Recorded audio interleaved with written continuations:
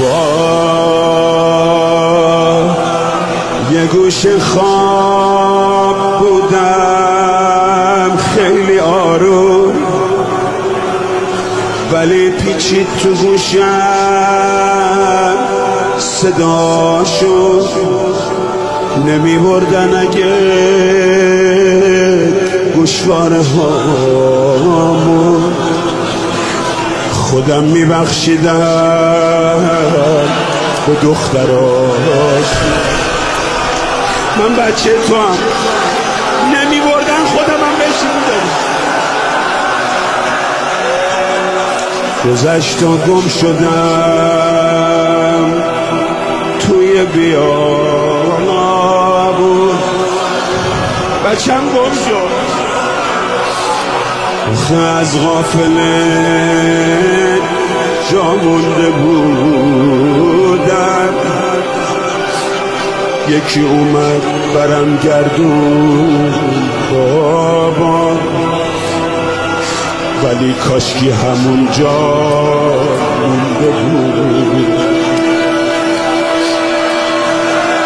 بابا بد اخلاقن چقدر مردای شامی، به جای قلب سنگ تو دلاشون،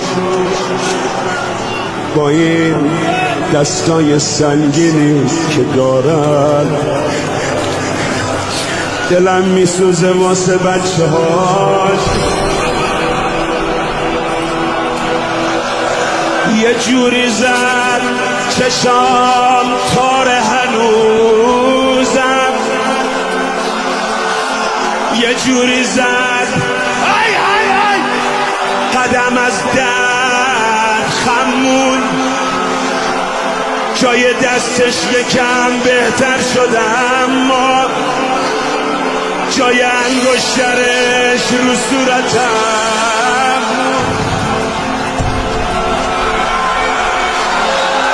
تو روی نیزه و من روی ناقه،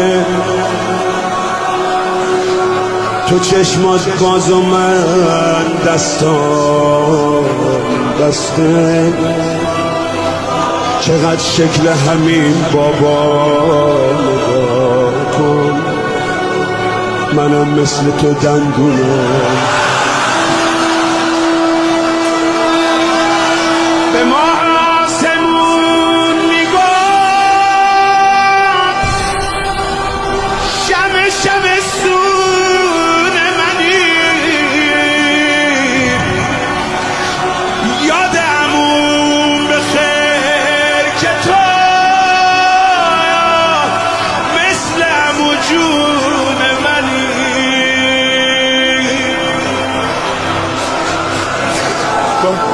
بابا